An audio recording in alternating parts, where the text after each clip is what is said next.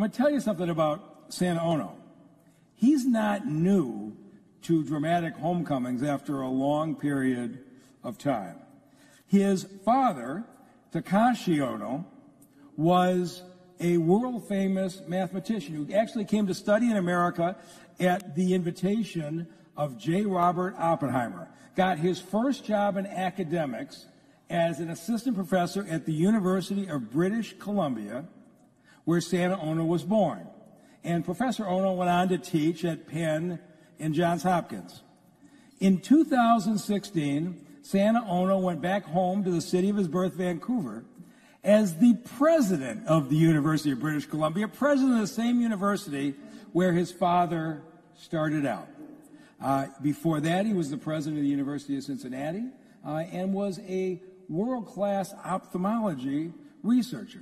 But when they dropped him on the campus of Ann Arbor 2 summers ago, he made quite an impression because he didn't know where he was going and decided to try to guide himself around campus, which, if you haven't been there, is hard to do. And so he asked the students. And so the students were giving the new president directions, and it endeared him to the community immediately. He's a constant presence on the campus, dropping in on student meetings, activities, concerts. And when the students come up to him and say, "Can I get my picture taken with you?" he gives the camera to them. He has them take a picture with his camera and then posts on social media, elevating the student story. Is that an extraordinary leader? And so at Michigan, where I've been an undergrad in law school, I'm very proud of that. But we've had university presidents who focused on research. We've had presidents who focused on athletics. We have presidents who focused on the alumni. But what we have today is something the University of Michigan has needed for a long time: the students president. And I'm really proud to introduce President Santa Ono and the world's greatest interviewer, Devin Scillian.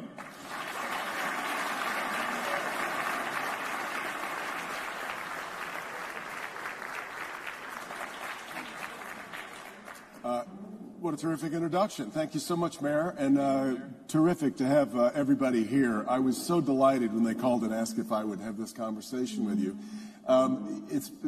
Before we get into the meat of this, I want to let you first talk about just how much you've enjoyed this job. I have heard you've been doing it you've had it for a little over a year now, and I've heard you ask a number of times about what it's been like, and your enthusiasm is almost childlike for how much you've had fun and how much you love doing what you do. It's been an incredible about 14 months. The University of Michigan committee is amazing. Incredible group, community of scholars and professors and staff and students, and the best alumni association group, 685,000 strong, anywhere in the world. And so it's been extraordinary. And just getting a chance to work with the faculty, the regents, the deans to elevate a great public university is a thrill of a lifetime. It's a dream come true for me, and we have great plans. We've been in the midst of developing a vision for the next decade, and also a campus plan till 2050. And some of those things are coming to fruition, even in the first year. Yeah. And so we're very proud of what we have done, but where we're going as well. Yeah, really great. I've got such a long list of things I want to talk to you about, and I definitely want us to spend time on this exciting chapter for not only the university, but the city of Detroit coming up. But let's go ahead with everybody leaning in. Let's start with football and athletics, if we could. Pretty good weekend, I might add, over last weekend.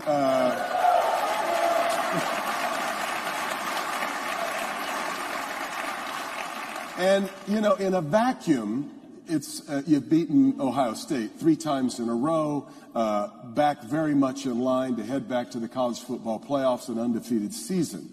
It looks great. However, you know, your coach has been suspended for more games than he's actually been able to attend this year. And there's a reputation issue now where pretty much everywhere U of M goes, there's going to be jokes about signs and cheating. And I'm really curious as to how you feel about where the program is right now, given this sort of a little bit of this and a little bit of that. Well, you know, it's true that he has been on the sideline for 6 games, but we won all 6 of those games. And I want to say it's really a credit to him. You know, the coach has talked to me about that situation and has said that he knows nothing about what happened, and I trust him. He's a man of honor. Everyone who knows him knows that. It's an ongoing investigation. We'll see what happens, but I just wanted to say just very, very clearly, and it's no secret to people, that I trust the guy. I think he is one of the great coaches out there in NFL or in NCAA, and he the football team loves him, and his coaches love him, and you know, I think the greatest sign of a great coach is that the team wins whether or not he's on the sideline, and I don't know if you saw that interview right after the Penn State win. It's a tough game. You know, they thought he was going to be there until that day. Right. And then did you see the interview with Sharon? He was crying. Yes. He said, "I love you, Coach. I love you, Coach." And then he's listening to JJ in the Ohio State game. He said, "I love you, Coach. We miss you." That means something. That speaks volumes as to the kind of coach he is. And the coach told me that, you know, if you coach a team well, it'll coach itself. And boy, did it ever do that. And he also said every single play that Sharon called would have been the same, you know, plays that he would have called. So that's a tribute to the guy. So we'll just wait and see how this whole thing goes. He's going to be back with us for the game this Saturday and the next couple of games, and we're going to get a win, a big win. They say three touchdowns, so I believe that. Okay. Wow. But I don't think you take any of the. I don't assume you don't take any of this lightly. Yes, it seems we're done with the Big Ten portion of this. We don't know what the NCAA is going to do. Your first meeting with the Board of Regents last year, you called for the creation of an Integrity and Ethics Commission.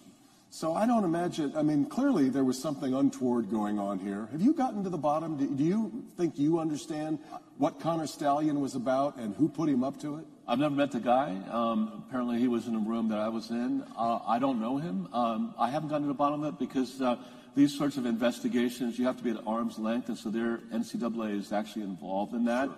Yeah. So we'll let it take its course. Certainly I take it very seriously. This is an academic institution, to be frank, and ethics and integrity are central and core to what we do. It's a cornerstone to a great university. So, as you know, people who have been found to be involved or to have transgressed proper process have been held accountable, and that's the right thing to do. So, the integrity of the University of Michigan, I take that very, very seriously.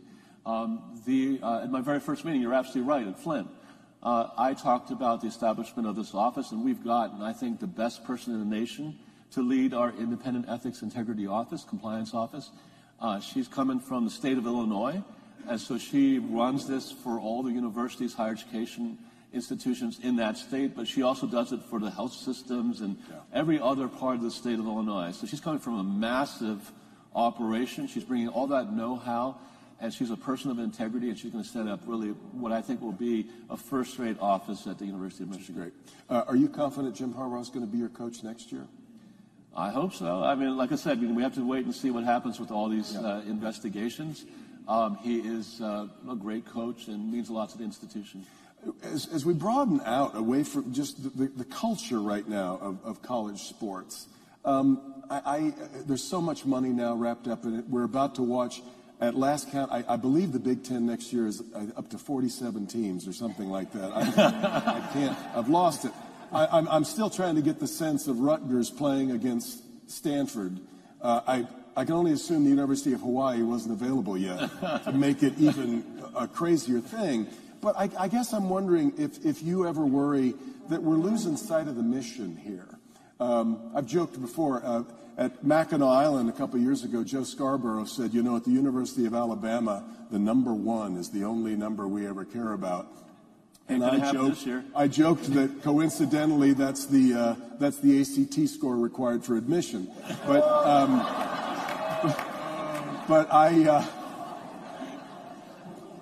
I do not intend to be a scold because I went to the University of Kansas, which of course is the high church of basketball. So I'm just as guilty as anybody else. But do you worry sometimes that we've lost touch with the mission of what a university is about, even though we all understand a college sports environment is a big part of the atmosphere of it? And it's a real good question. I'll be really honest. You know, I just turned 61, so I grew up watching Major League Baseball, the Orioles and the Tigers, Lou Whitaker, I don't know, you know these guys, Trammell. Of course.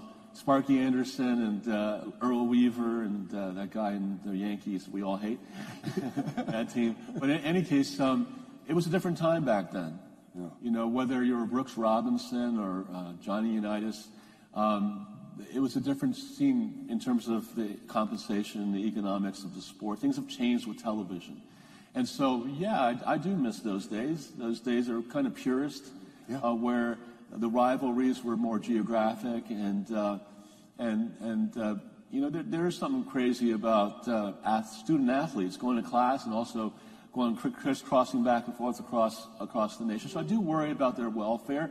I'm not the only one. A lot of other university presidents do worry about that. A lot of regents and people who care about student athlete and their welfare. A lot of people think about that. So the conference realignment has just chugged along over the past decades. Yeah.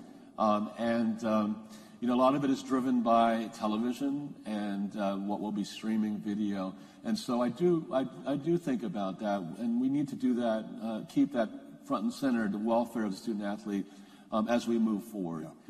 We will most likely have two major super conferences. One of them is the Big Ten, the other is the SEC. And we'll have to wait and see what happens. You know, what happened in this round of conference realignment with respect to Berkeley and Stanford was kind of a moment where everybody had to think about those sorts of things. And as you know, they did not join the Big Ten. All kinds of considerations were discussed at the Council of Presidents and Chancellors. And so we are starting to think about those sorts of things. So to be honest, we do worry about that. And we worry about travel time. We worry about the impact on Olympic sports. So thanks for bringing that up. Let's move to what's happening on campus right now. I'm glad that you spend as much time as you do, because that was my next question. We at the outbreak of the Israel-Hamas war, we saw the protests on campus where we had about 40 arrests, I think. Now, there's nothing new about getting arrested at a protest on a college campus. That's time-honored in a lot of ways. But there are a lot of people, I think, right now that are wondering about what's happened to the idea of tolerance of opinion on college campuses, which used to be sort of its hallmark. And I'm really curious now as to where you feel like does it feel like a safe space to you? Or do you sense a lot of bitterness and acrimony, especially at times like these? Well, first of all, let me say you're absolutely right that college campuses have historically been places where there has been activism, where there's been vigorous debate. And so it's nothing new in the history of the United States. Having said that, I think you're absolutely right that one of our areas of focus moving forward as a university has to be to ensure that there's a diversity of opinions on our campuses, and that we embed in our curriculum and everything that we do in co-curricular activities to really support tolerance, civil discourse, and really embed in what we do. And we've been talking about this among academic leadership, what it means to be a human being, a good human being, what it means to be a citizen of the United States of America. We need it more than ever before. If you look at what's happening on the Hill in D.C., if you look at what's happening in boardrooms, if you look at what's happening in every single sector, I think that is central part of a university education. Education in general isn't as central as it ought to be. And so in our campus visioning process, I can tell you that has come up over and over again. We are, as a university community, thinking about the importance of freedom of speech, because that's central to a multiplicity of views and discussions about that. And so that's an example of how important this is to the University of Michigan. But we do have to think moving forward about how to have multiple ways in multiple schools, on all of our campuses, venues to really model how to approach difficult, controversial discussions, and to ensure that we develop leaders that have mutual respect, that are inclusive, and who understand the importance of bridging divides for the good of our jurisdictions, our cities, our states, and our nation. Yeah. Caitlin Buss had a piece yesterday in the Detroit News that was titled, "Once a Haven, Jews Now Fearful," on U of M campus. Well, I've had a chance to, as you would expect, speak with all kinds of people in the community. Yeah. And I would say first that that feeling of lack of safety is something which is mirrored across all the post-secondary higher educational institutions across the country. And it's serious. And it's not Muslim students are feeling Muslim students as well. Yes. Absolutely. Yeah. And so that is something that we take very seriously. The regents and I, the leadership of the institution, we talk about this constantly, especially over the past month or so, as you would expect. And so we do have to place the safety of every student, regardless of their religious belief or origin, central to what we do. Yeah. And so we spend a lot of time thinking about how we ensure the safety to the best of our ability, how we, through what we say and what we write, set those expectations and really hold people accountable for that. Well, you must feel under the microscope as well. When the fighting first broke out, I could not believe the intense critiquing and attention that was placed on the statements that were released by not just U of M and your statement, but universities across the country. I don't remember anything quite like that. I think it's unprecedented, and you're absolutely right, whether we're talking about Harvard or Pennsylvania or Northwestern or Cornell University, the same thing is happening. There'll be books written about that. Yeah. And I think it really boils down to the first general question about whether or not university leaders should be speaking about world events. And there's one group of people that feel, no, you shouldn't, because you're really focused on your education, your institution, what's happening within the institution. But, ultimately, most leaders did say something. And that's because, when you have this kind of global conflict and there are multiple tensions around the world, it impacts the members of your community, whether you're a student, a staff member, or a faculty member. And the reason why I think most leaders spoke up is because there was an outcry that you need to say something about this event is impacting our lives and our families. So even though it's not core mission, I think sometimes it's appropriate for universities, through their presidents, to speak with moral clarity about things. Yeah. It was interesting, for another headline from about a month ago. We had gotten to a place long ago where colleges, American universities and colleges, were those ivy-covered towers that seemed apart from too much of America. We wanted it to be more egalitarian and we understood how important a college education was. From the New York Times about a month ago, America is losing faith in the value of college. Whose fault is that? Two-part question, I guess. First off, talk about losing faith in the value of it. And then why is that? Where do we... Well, first of all, I think there's multiple reasons why that is a situation which is very real. We talk about it. I'm on the executive committee of the Association of Public and Land-Grant Universities. Thousands of universities are part of that. And so we understand that is true through opinion polls, that there's a perception issue in terms of the value of a college education. If you actually look at the real data, it's really clear. If you look at a high school student's lifetime earning potential versus a college graduate's or a graduate student's, is a huge advantage. The ROI is multiple-fold. And so the data are really clear that the value of having a college degree or a graduate degree is a no-brainer. I even saw a table recently where college graduates live longer. They live longer. Life expectancy. Absolutely. Yeah. Absolutely. All that is true. Yeah. But still, the perception still persists. And I think that the reason for that is partially the university's responsibility. And part of it is what happens on TV. And part of it has to do with what's being said in government.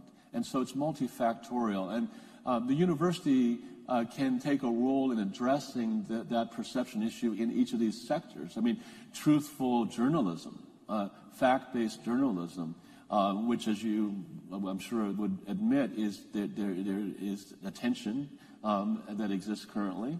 There are multiple truths, right? And so alternate really facts, focusing yes. on that, and also truthful government. You know, there are forces that don't want evidence-based information that is the hallmark of what happens within a university, right? And so that's happened historically, not only in this country, but throughout the history of the world. And so universities have a role in promoting truthful journalism and truthful government, right? Evidence-based governance of cities and states and nations. But universities also have not done a very good job talking about the value proposition. They've been inward-looking, to your point, ivory tower, and universities have to, and we will, double down on our responsibilities to the state of Michigan and the city of Detroit and across the entire state. We will do more. It's a priority of mine. It's a priority of the chair of the Board of Regents.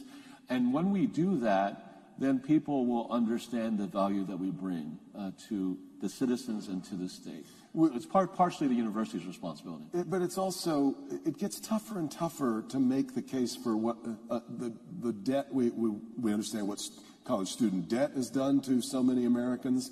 To sound positively ancient, when I went to college, you know, what I paid for college felt almost like just another living expense in my monthly spending. Now it's a mortgage. And when we watch boards brag about, well, we're only going to raise tuition this year by 2 or 3%. That is not what a lot of Americans need. They need it sliced in half. Do we ever get to a point where we can actually get this back in reach of a lot of people without them going into debt forever? So that's a priority of the University of Michigan. As you know, we have a Pathways program. We have a Go Blue guarantee. We're very proud of the fact that thousands of Michiganders go to the university tuition-free. That's not something that's well known. We've increased that number by several hundred last year alone. And I will be personally working really hard to generate resources so even more can go to the University of Michigan tuition-free. So that is really a priority of ours.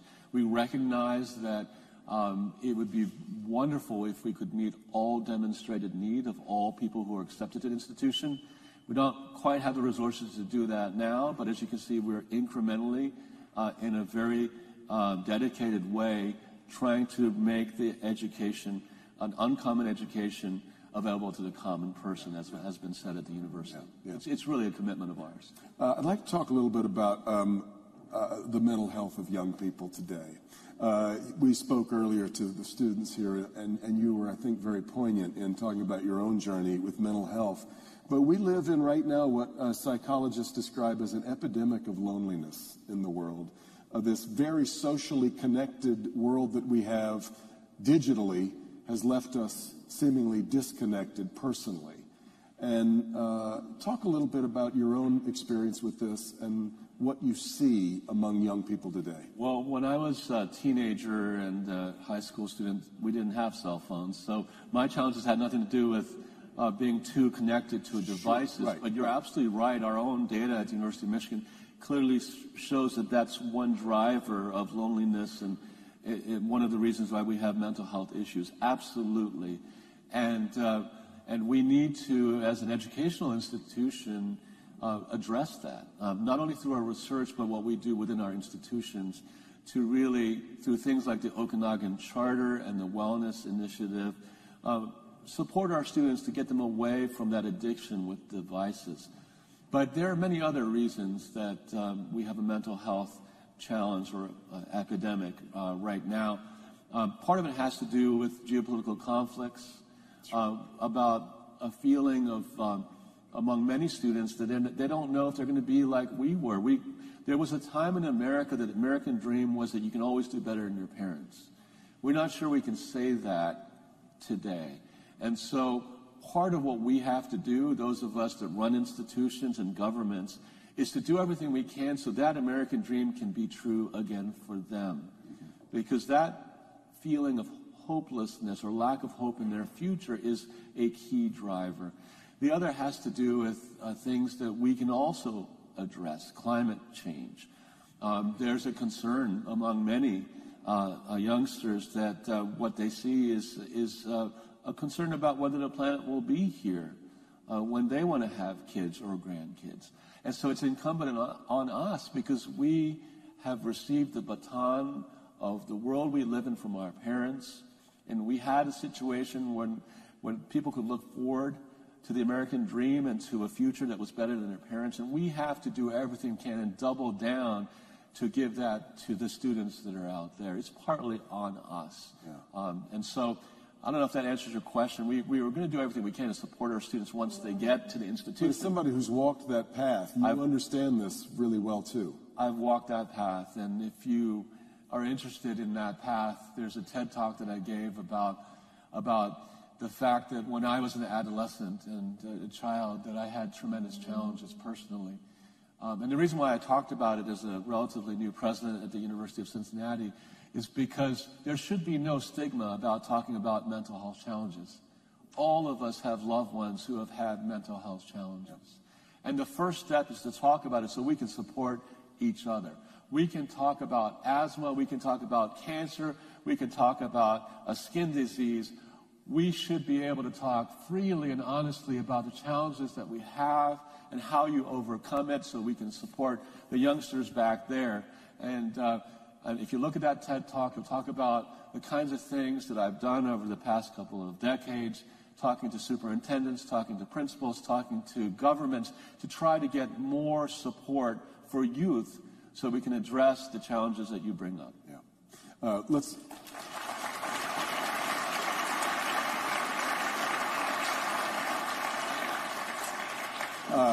As we start to wind down our conversation, let's talk about this really thrilling new chapter for the city of Detroit and for the University of Michigan.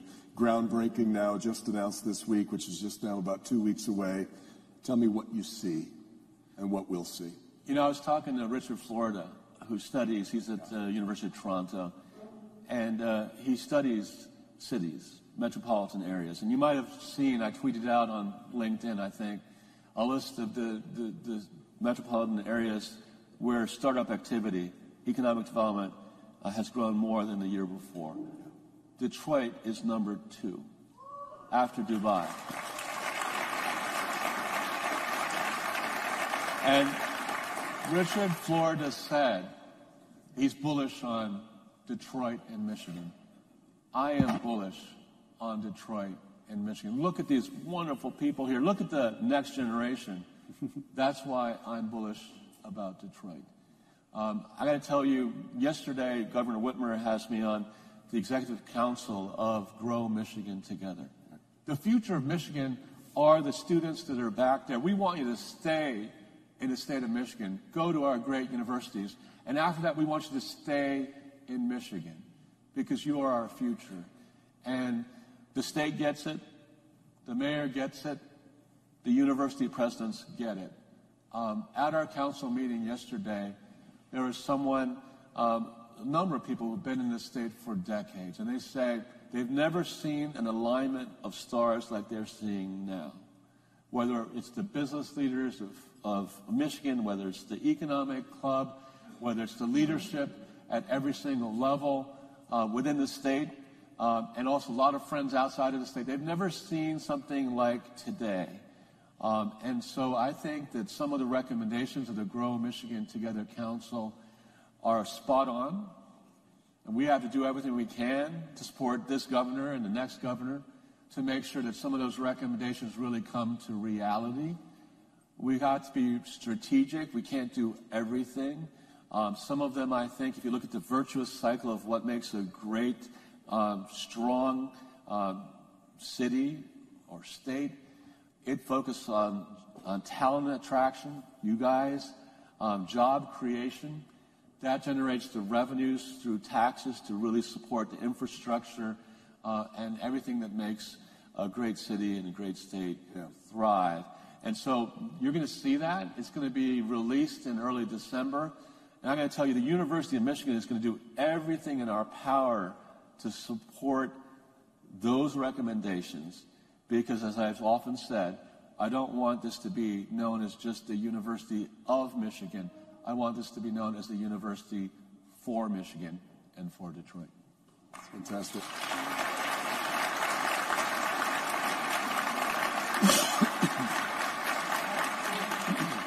The mayor has a few questions of his own. Well, it's the audience's turn, and there's some fascinating questions, things I didn't know. So the first one is, what excites you about the University of Michigan's hydrogen initiative? Well, we are one of the recipients of federal funding, and we have an incredible critical mass of researchers and students that are at the cutting edge of hydrogen as an alternative sustainable fuel. And so I'm excited about that. I'm thankful for contributions from the state government on that, and I think that we will continue to be a national and hopefully global leader in that area. Okay. How do you judge Michigan's women's sports programs against other schools? What would go into a decision to take women's club hockey and make it a varsity sport? Well, last time I looked, I think the women's ice hockey team was number 4, and the club hockey, and they're incredible, and I'm a big fan of theirs, and you probably not try to support them financially by paying for the rink fees at Yost. I would love to see that happen. We have an athletic director, Ward Manuel. It's really his job to do that, but there are things to consider in terms of the infrastructure, but I personally would love to see that happen, to be frank. All right. Well, somebody in the room is a hockey player. Yeah. Good to know there's an opportunity. With the growth of enrollment, there's been a student housing shortage on campus in recent years. What are you doing to address that? Well, some of you may know that we have a lot of holes in the ground right now. If you drive around Ann Arbor, it's hard to get around. The traffic is pretty bad. And that's because we're addressing the student housing shortage in a big way. We currently have the largest student residence hall construction project anywhere in the United States right now. Phase 1 is 2,600 beds. The second phase will be about the same. It's going to be first-rate housing. It's going to address the affordability of housing not only for students but also residents in Ann Arbor. So we're really committed to that. And in our 2050 plan, we've got plans for staff, for employees, for graduate students. And so this is something that's going to be a long-term investment by the institution over the next decade. And I think the one that you're building now is the first one for freshmen built since like 1963? Yeah, since when I was born, since back then. Yeah. Here's one that I hadn't heard. Are there any programs that U of M doesn't currently offer that you're working to bring back to the school? What about bringing back journalism degrees? Well, I got to... Yes, what about that? That is something for the deans and the provost to work on. But we really are, however, the Wallace Center is really a gem. And Chris and Mike Wallace, when he was alive, that center and how it brings together faculty and students to really talk about the importance of journalism is something we're very proud of. And so it's really a matter for them to discuss. I think journalism, as I said, is incredibly important in society. Okay, do you have... so if you thought that was hard, you have thoughts on the future of U of M Flint?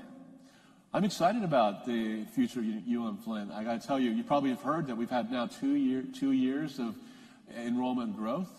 We have a great interim chancellor in Donna Fry, who's been there since 1986. She loves University of Michigan Flint. She bleeds maize and blue. We're in the midst of looking for a permanent chancellor. I met with the search firm today. We have some great candidates already. The community has been thinking about a transformation plan. The university plans to invest in Flint. And so I'm pretty happy about the future of UM Flint right now. Well, that's good to hear. All right. They say there is a new Michigan medical hospital being built. Can you talk to us about that? Well, there's actually a number of investments that are happening with Michigan medicine. The building that you're probably referring to is the Dan and Betty Kahn Pavilion, which is a very large tower that will have new focus on neuroscience and neurologic disease, but it will also bring many beds onto campus that are incredibly important. And so if you drive around campus, you'll see the skin is already on the building. It's been topped up, and it's going to take a little bit more time for all the beds and machinery to be put into the building, but that's coming online pretty soon. As you know, we just expanded with the Sparrow member substitution into Michigan Medicine, which is really terrific, and so we are looking at how we can serve Michiganders even more through our planning through Michigan Medicine, and we're excited about that. Okay, so they haven't been able to stump you on a single question. But here's one. What went into your life decision to go from a career as a scientist to become a career primarily as a leader? So what happened was that there was a former dean of the University of Michigan, Earl Lewis, who you may know is a world-renowned historian, just won the Presidential Medal of the Humanities. And he had been the dean of our graduate school, the Rackham School, and was recruited down to Emory University in Atlanta to be the provost there. And he picked me to be his deputy provost and senior vice provost for undergraduate education. And so he was responsible for, as they say among faculty speak, turning me to the dark side of administration from being a faculty member. So it was University of Michigan through Earl Lewis that brought me into administration. But I got to tell you, it's an honor and privilege to be at an institution that's as spectacular as the University of Michigan.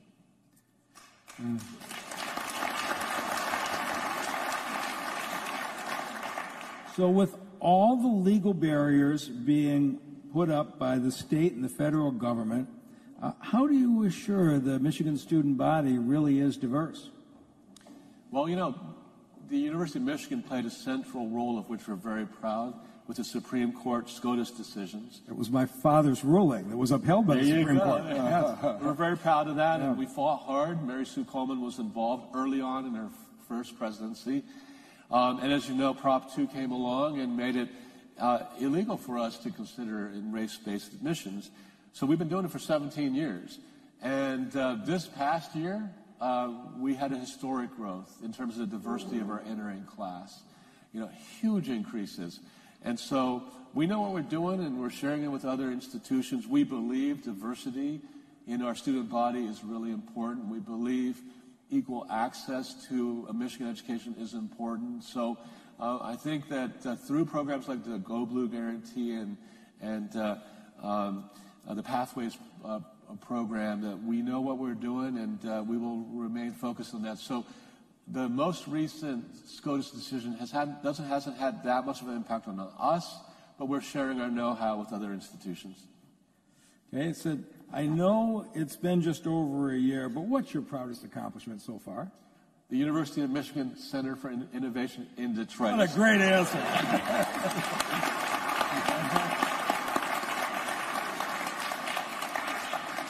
And related to that, although you know it's not my priority, what can you tell us? I got to say, let's hear it for the mayor for his role in that. All right. Well, thank you.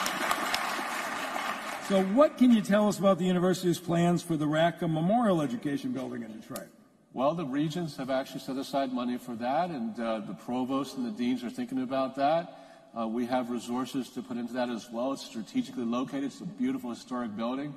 I know a lot of our regents want to see us have programming there, and we're thinking about it very seriously. Okay. And Steve Gregorian has written up a bunch of lightning round questions, although you've pretty much done lightning round for the last several. But let me pick a few of these out. I wish I was better at football. Okay, I got to ask you this. What kind of courage does it take to go down on the field and throw those T-shirts up into the stands? That's pretty easy. When I was at Cincinnati, the coach then, Butch Jones, actually, it's on YouTube. You can see me. He was like teaching me how to do a spiral, how to catch one, how to actually, when you do a touchdown, spike the ball. And so my dream, which hasn't come true yet, is donning a Wolverines pads and a jersey and getting a pass from JJ. There you go. I would love to do that. That was very good. Well, I'll go way off topic, but your presence with the team at critical times was just tremendous leadership, and I know it meant a lot to them. But you showed up at their practice, showed up at their buildings every time they were under pressure from the outside. It's been terrific leadership. They deserve it. Okay, more lightning. Last book you read. Ordinary Man, about Gerald Ford, a great biography. You should read it. He's a great Michigander. All right. Your very first paying job. Burger King, flipping hamburgers. Where were you? In Baltimore, Maryland. Baltimore, Maryland. That's right. Yeah. And were you in school at the time? I was in high school. High school. Yeah, I got to tell you, they had these brown and yellow and red uniforms. I got to tell you, if you flip hamburgers, you smell pretty bad at the end of the shift. But I got to tell you, my younger brother tried to follow in my footsteps to work at Burger King, and he got we call it is a sort of a revolving thing, a broiler that you put the frozen patties on. They come out done the right side. If you go too fast, they're not done. They're still frozen. He put too many on, and the whole thing caught on fire. He got fired after the first. Oh, wow. So I kept my job. What's he doing today? Yeah. He's a world-famous mathematician at the university. Got to get him to the right skills. All right. Okay, you could trade places with someone for one day. Who? The mayor of Detroit. Now, I got to tell you, that's a swap I would make. There's not many jobs up for it. The TV show you last binge watched. Do you binge watch TV? Murders in the Apartment or something. Really? Murders in the Building. Murders in the Building. Amazing. You got to watch it. I can't wait for the next series to drop. Okay. And then last question. What advice would you give to your 25-year-old self? Be easy on yourself. You know, I was pretty hard on myself, and, I would give my advice that, as Charlie Munger said, Charlie Munger passed away, a great Wolverine, someone who really gave a lot to the institution. And I don't know if you know, but Charlie Munger, his son died at the age of 9 of cancer. And he said, self-pity. You got to take care of yourself, but he didn't have much time for people who were drowning in self-pity. Got to pick yourself up by the bootstraps, and he did. And so my advice to me would be take care of yourself, but also remember there's a next day. There's a brighter day. And pick yourself up by the bootstraps, and I'm a person of faith. And so for me, the Lord Jesus Christ means a lot to me. He's there for me when I'm down. And so that's what I'd say. When things look down, there's always someone up there looking after you. And so for that, I'm forever grateful. All right. Big hand for Devin Scillian and the great Santa Ono. Thank you very much.